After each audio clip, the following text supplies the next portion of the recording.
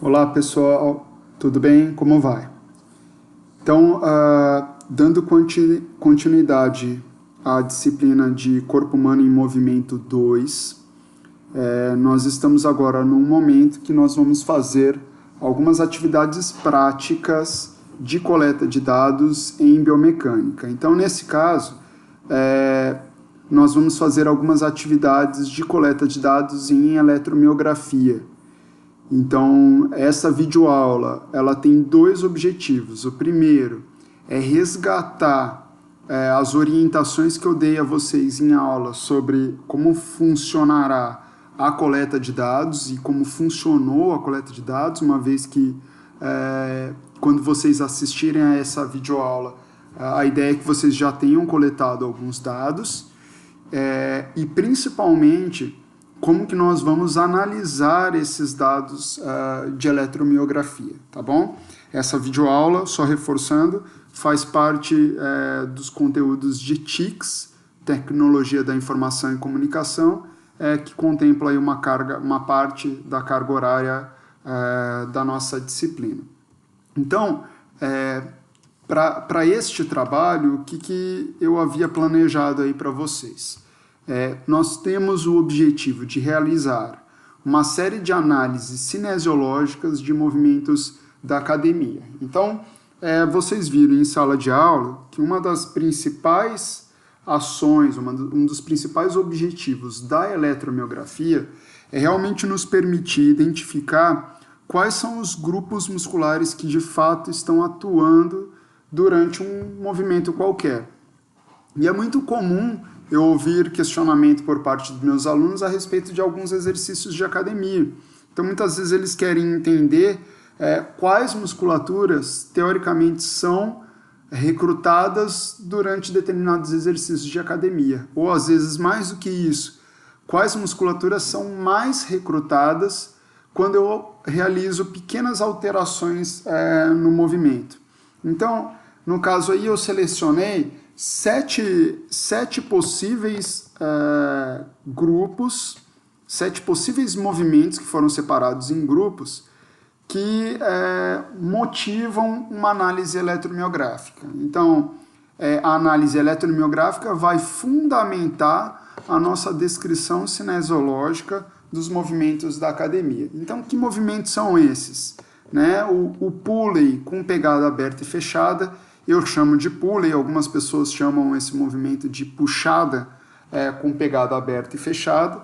Então, é o movimento com aquela barra horizontal maior em diferentes amplitudes de pegada. Então, uma pegada mais aberta e outra pegada mais fechada na barra. O outro exercício seria a remada com pegada aberta e fechada novamente. Então, nesse caso aí, poderíamos alterar a pegada colocando uma barra triangular menorzinha, ou podemos trabalhar com a barra horizontal mesmo, mas com a pegada mais aproximada entre as mãos. A mesma ideia para o supino com pegada aberta e fechada. Dá para usar a mesma barra e simplesmente manipular aí a proximidade das mãos.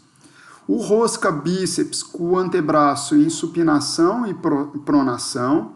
Então, cada um aí vai pegar um halter que representa um percentual da sua capacidade máxima, vai realizar o exercício de rosca bíceps em pronação e supinação. O tríceps pulley, tá? Com barra reta e com corda.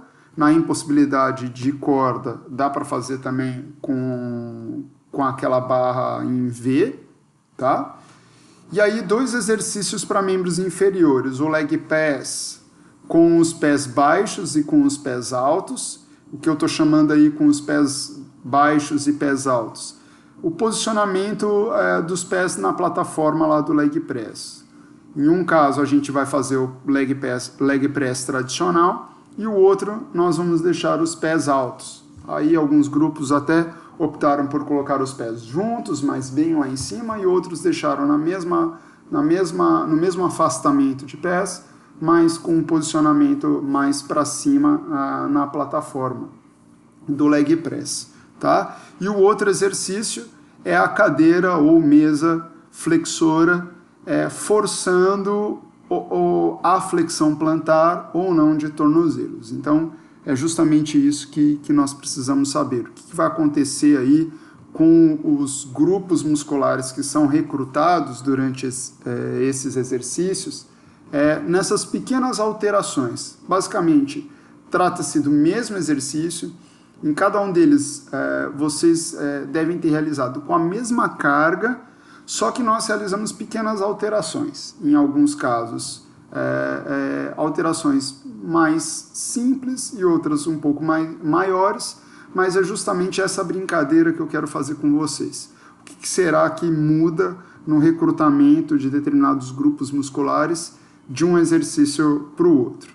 Tá? Então, como primeira tarefa que eu passei para vocês, era de fato descrever os movimentos. Quais movimentos eram realizados nas principais articulações envolvidas naquele exercício, tanto na fase concêntrica quanto na fase excêntrica, os planos e eixos dessas articulações. Isso é bastante importante, pessoal, porque uma vez que vocês saibam descrever quais são os movimentos, vocês conseguem já aí entender as diferenças de um exercício para o outro. E a partir do momento que você entende a diferença de um exercício para o outro, na segunda etapa, que é descrever os músculos agonistas e sinergistas, né, os principais, não todos, a sua origem e inserção, vocês já podem identificar aí, logo aí, quais seriam as possíveis alterações naqueles exercícios em termos de recrutamento muscular. E aí, uma vez que vocês descreveram os movimentos, os planos e eixos das principais articulações e descreveram os músculos responsáveis por esses movimentos, claramente vocês conseguem estabelecer as hipóteses da investigação eletromiográfica. Que hipóteses seriam essas? Se vocês acreditam que um exercício recrutará uma determinada musculatura em detrimento do outro exercício. E, obviamente, isso precisa estar fundamentado cientificamente. Como que vocês vão fundamentar cientificamente? Basicamente, com as duas tarefas anteriores aí, vocês vão descrever os movimentos e vão descrever os músculos responsáveis por esse movimento. Tá ok? A coleta de dados, eu já dei as orientações, vocês já fizeram essas coletas de dados, mas é importante que vocês lembrem o que da coleta de dados vocês vão precisar descrever para o trabalho de vocês. Então, por isso até que eu tinha pedido para vocês tirarem muitas fotos, fazerem vídeos, para vocês realmente mostrarem o quão cuidadosos vocês foram nos procedimentos da eletromiografia. Devemos lembrar que uma boa coleta de dados em eletromiografia depende de um cuidado muito grande com determinados procedimentos. Caso algum cuidado seja negligenciado, a possibilidade de você ter um sinal extremamente ruidoso e que inviabilize a sua análise acaba sendo grande, tá bom? Então, as principais etapas das coletas de dados eram, primeiro, as configurações que vocês fizeram no software de aquisição, então a frequência de aquisição, os canais, no caso aí eram poucos canais, um canal, no máximo 2 canais, mas mesmo assim, quais eram os músculos que foram avaliados, a preparação da pele, embora todos vocês tenham feito a mesma preparação da pele, eu quero forçá-los a passarem por essa etapa de descrição da preparação da coleta de dados. Então, vocês precisam falar da tricotomia, né, da retirada de células mortas, da limpeza da pele, para o posicionamento aí dos eletrodos logo em seguida. Não devemos esquecer aí também tem uma preparação da pele para a colocação do marcador do eletrodo terra, tá bom? Então não podemos esquecer isso aí.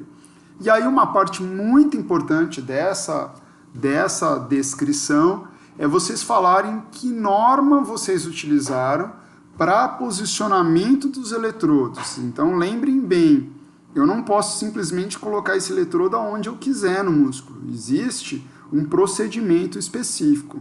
A CENIAM, é uma das organizações que já fez uma descrição para grande parte dos músculos superficiais, não todos.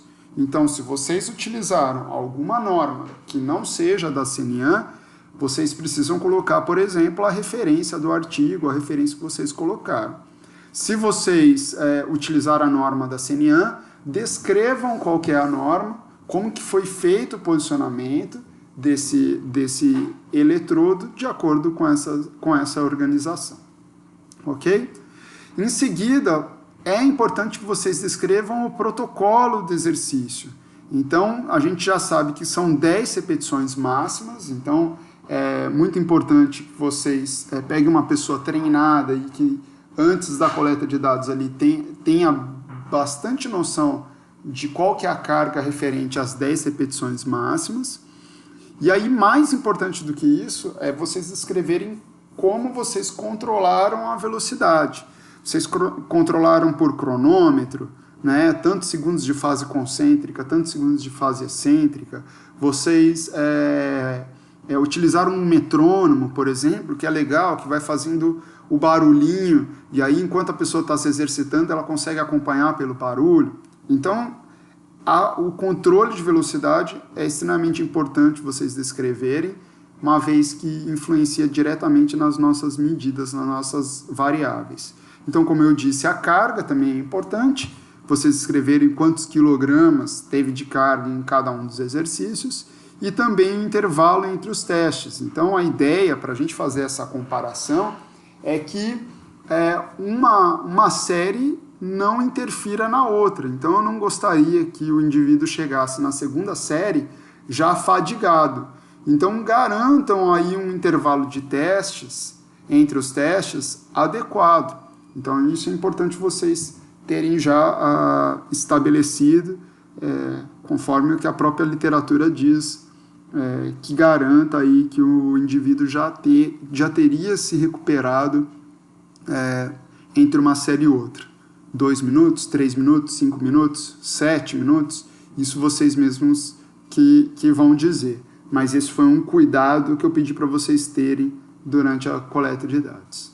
Bom, em seguida, depois que a coleta de dados foi feita, vem a parte de análise e cálculo das variáveis e dos dados que vocês vão se fundamentar para fazer as comparações.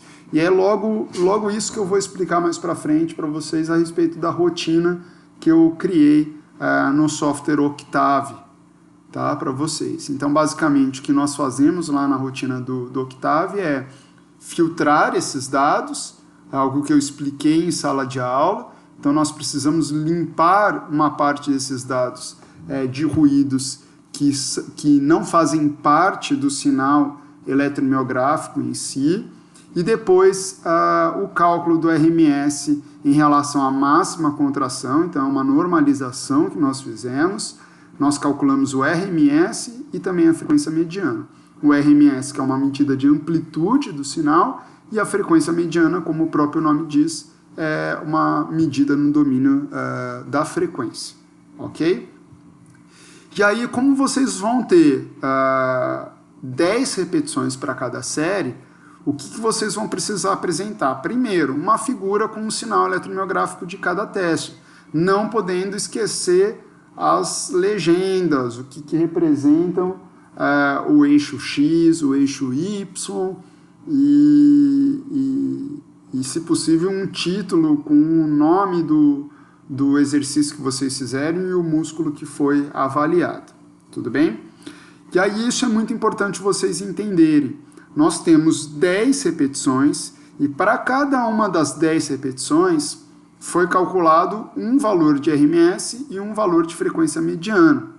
Aí eu pedi para vocês fazerem isso por 2 avaliadores do próprio grupo de vocês, porque a detecção do início e fim de cada contração foi feita subjetivamente, olhando a figura aí do sinal eletromiográfico, clicou-se, vai ser clicado na tela para ver o início e fim de cada uma dessas contrações.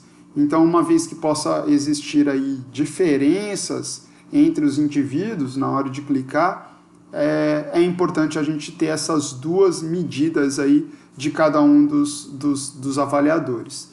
Então, tanto de RMS quanto de frequência mediana. Tudo bem? Aí, pessoal, vocês vão ter que apresentar um gráfico de base e desvio padrão para RMS e um gráfico de base e desvio padrão para frequência mediana, correto? Então, ponto importante. Vocês vão ver aqui que vocês vão ter 2 valores de RMS para cada avaliador, correto? Então, para cada contração também. Então, o que eu vou pedir para vocês fazerem? A cada contração, calcule a média entre os 2 avaliadores. Então, vocês vão ter 10 RMS que representam a média entre os 2 avaliadores em cada uma das 10 contrações. Tudo bem? E a mesma coisa para a frequência mediana. Com isso, vocês vão criar um gráfico de barras e desvio padrão do RMS e um gráfico de barras e desvio padrão da frequência mediana para comparar os dois exercícios. Então é isso que eu gostaria aí de ver de resultados. A partir desse gráfico, que vai ser uma média das 10 repetições, que já eram as médias, correto? Entre os 2 avaliadores. Vocês vão ter um gráfico e um valor de desvio padrão para um exercício e outra barra, outro valor de desvio padrão para o outro exercício. Isso para o RMS e isso para a frequência mediana. E a partir deste gráfico, vocês vão discutir. E aí, as nossas hipóteses iniciais foram confirmadas ou refutadas? Então, se você afirmou que um exercício recrutaria mais um grupo muscular do que o outro, é por meio dessas análises que você vai se defender ou vai chegar a alguma inferência.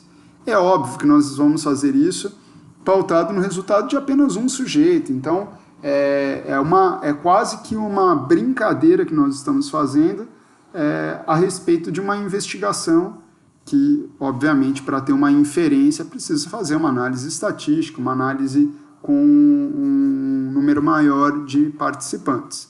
Mas o foco dessa prática é justamente fazê-los entender como que funciona toda uma coleta de dados em eletromiografia, tá bom? Então, com esses resultados e todos esses procedimentos descritos, o que eu peço é que vocês apresentem na aula da próxima semana, na semana seguinte à coleta de dados, que vocês apresentem esse documento impresso e façam aí uma apresentação em aula, tá bom? Uma apresentação aí de 10 a 15 minutos no máximo por grupo, contando cada uma dessas etapas que eu estou pedindo aí para vocês, beleza? Então, quais foram os materiais aí necessários para essa coleta de dados?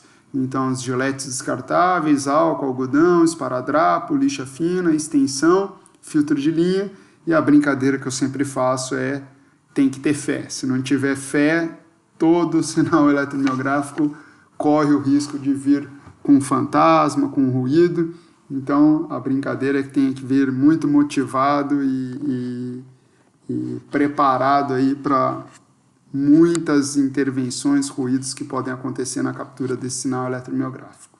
Tudo bem? Então, essa é a primeira explicação a respeito do que vocês tiveram que cumprir aí para a coleta de dados.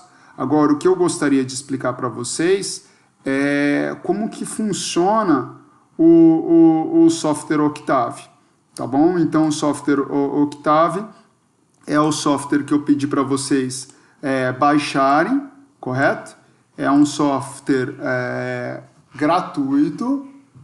E, no caso, para abrir o software, ele cria duas janelas aí no seu desktop, no seu workspace. Então, vocês vão clicar nesse Octave GUI aqui. A versão que eu baixei é o Octave 4.0.3. Então, se vocês tiverem Windows 10, foi essa versão que eu baixei lá na internet, tá bom? Então, quando vocês abrirem o software Octave, é justamente essa cara aí que vocês vão enxergar. Então, a primeira coisa que eu vou fazer, eu vou selecionar a minha pasta de trabalho, que é onde eu tenho os meus arquivos utilizados para as análises e a rotina de cálculos. E é justamente sobre ela que eu quero conversar com vocês. Então, quando eu seleciono nesse botão a minha pasta, vocês vão ver aqui que vão ter os arquivos .mat, que são esses que a gente usa para fazer as análises, e o arquivo da rotina, que é o Analisa EMG Aula.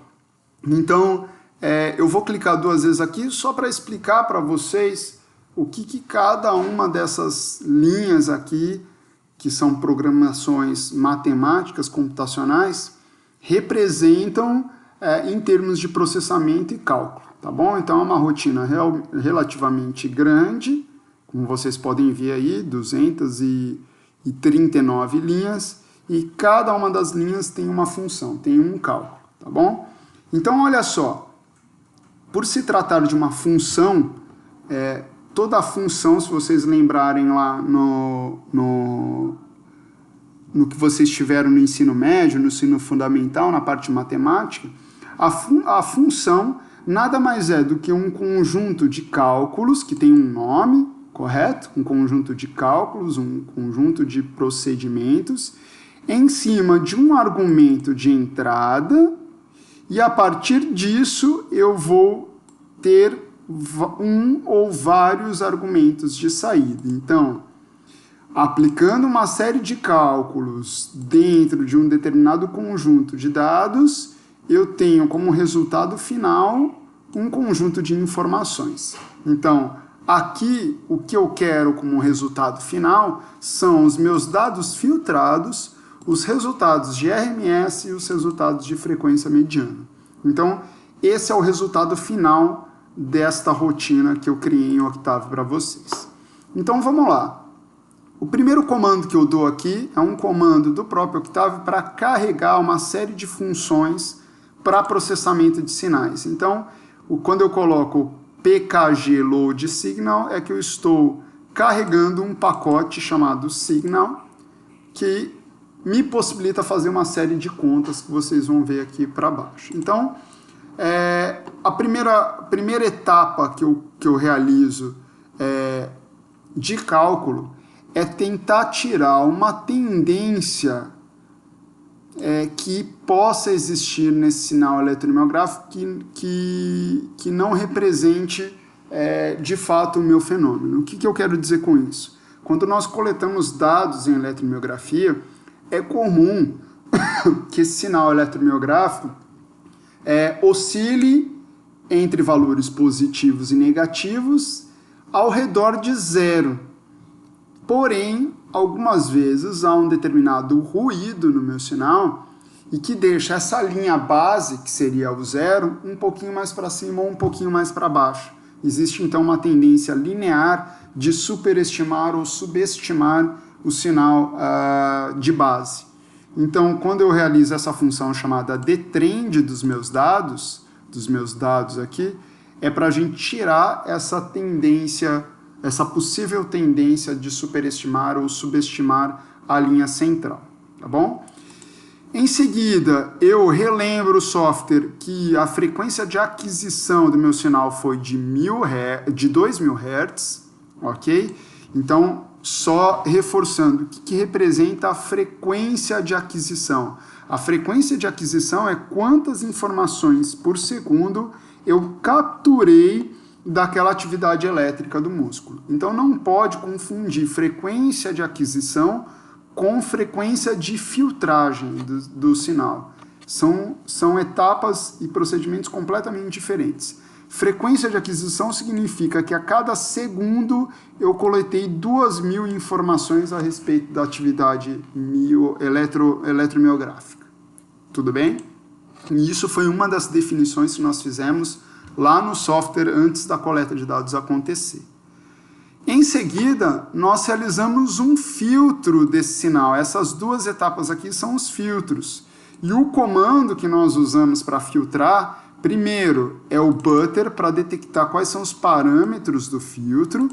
E aí eu falo aqui que eu quero um filtro passa-banda Butterworth de terceira ordem com frequências de cortes de 20 e 450 Hz. Se vocês lembrarem do que eu apresentei teoricamente, que eu apresentei lá na aula teórica, eu falei para vocês que em eletromiografia, todo sinal abaixo de 20 Hz e acima de 400, 450 Hz são sinais com uma frequência que não condizem com o que fisiologicamente é possível.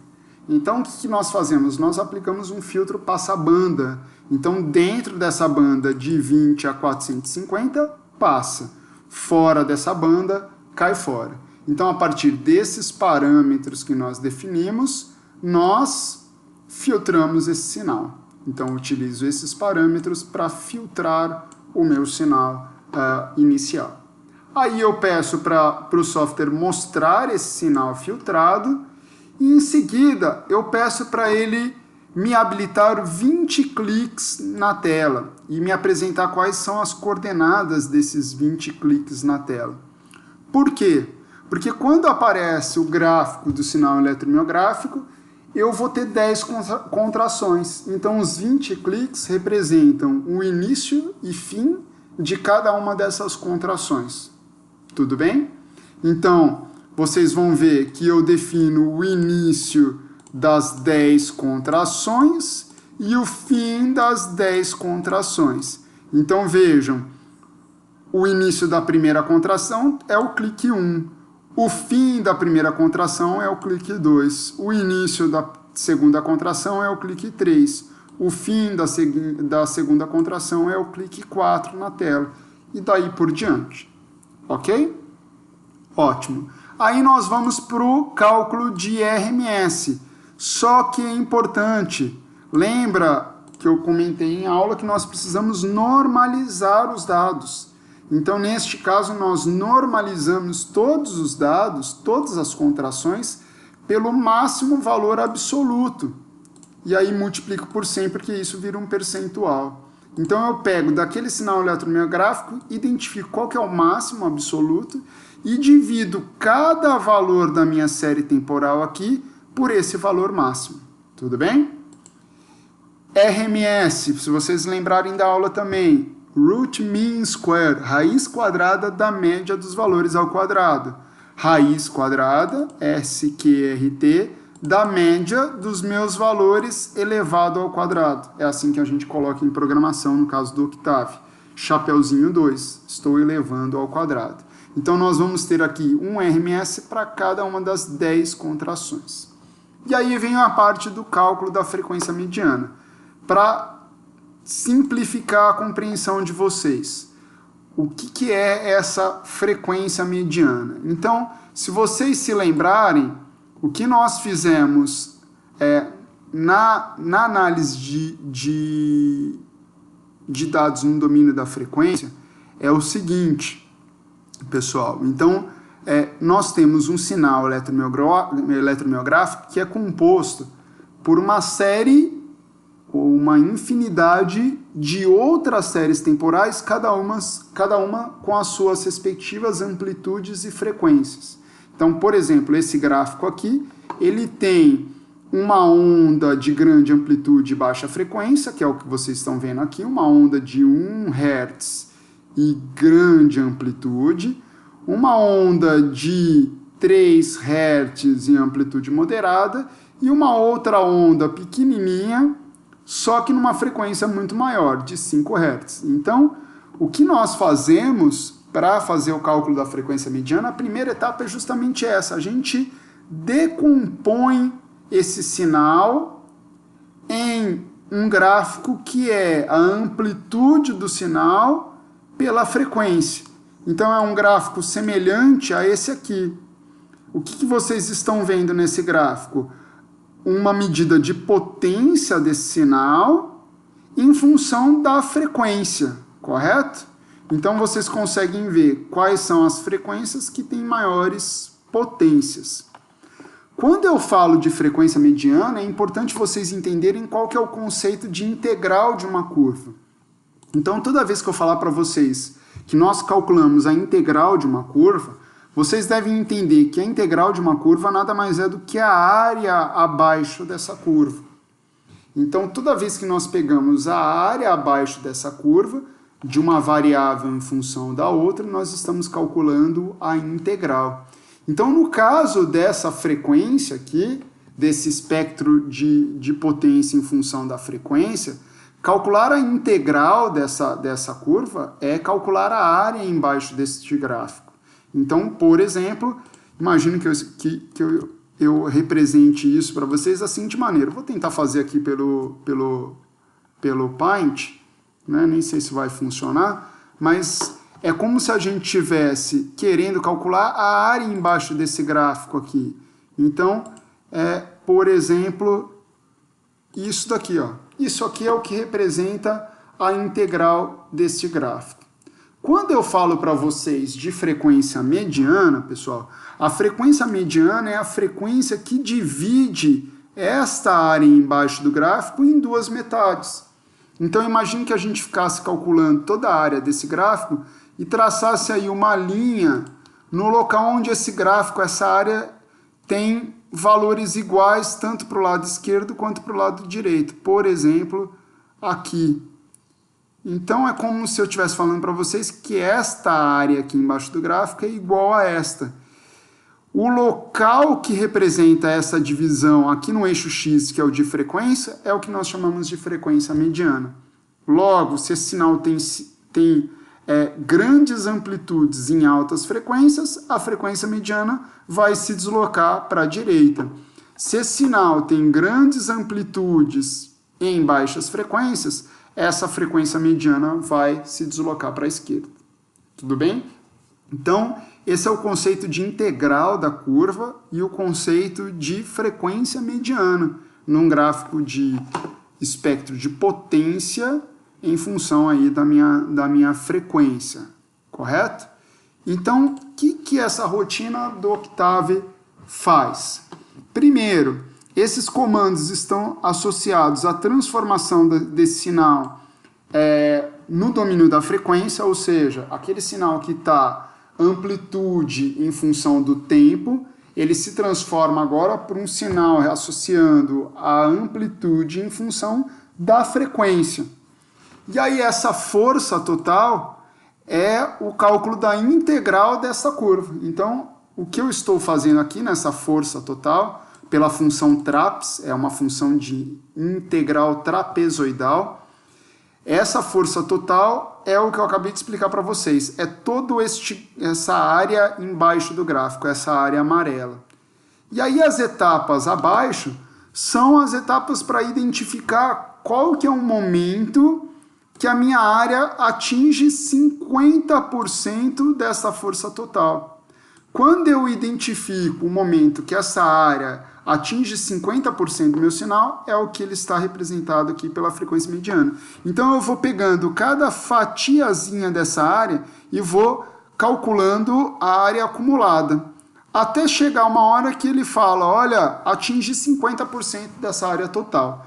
Quando eu atinjo 50% dessa área total, eu pergunto qual que é a frequência associada a esse momento. E essa frequência é o que nós chamamos de frequência mediana. Ok? Então, essa é a função para o cálculo de frequência mediana. A grande questão é que eu repito isso por mais 10 vezes, porque nós temos 10 repetições. Então, eu calculo a frequência mediana para as 10 repetições. Então, vocês vão ver até o FM10. Então, são 10 repetições. Ok? Então, no fim das contas, eu tenho um resultado para RMS e um resultado para a frequência mediana.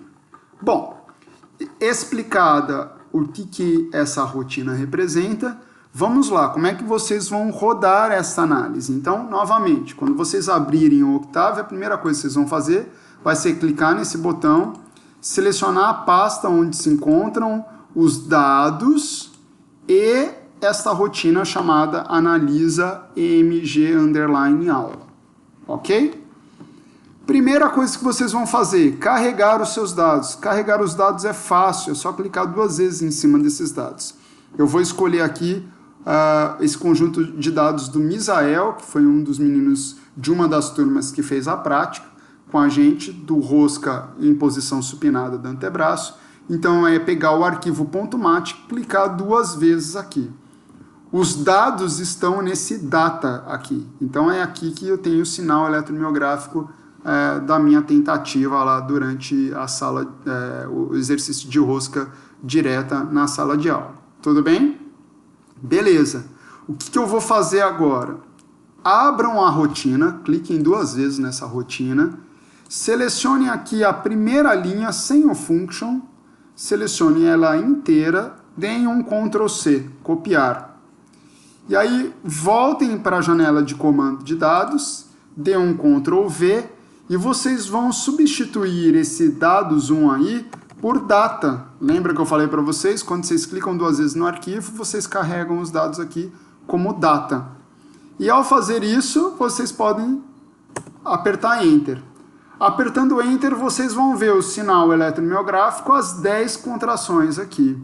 Então, nesse sinal, vocês vão clicar no início e fim de cada contração.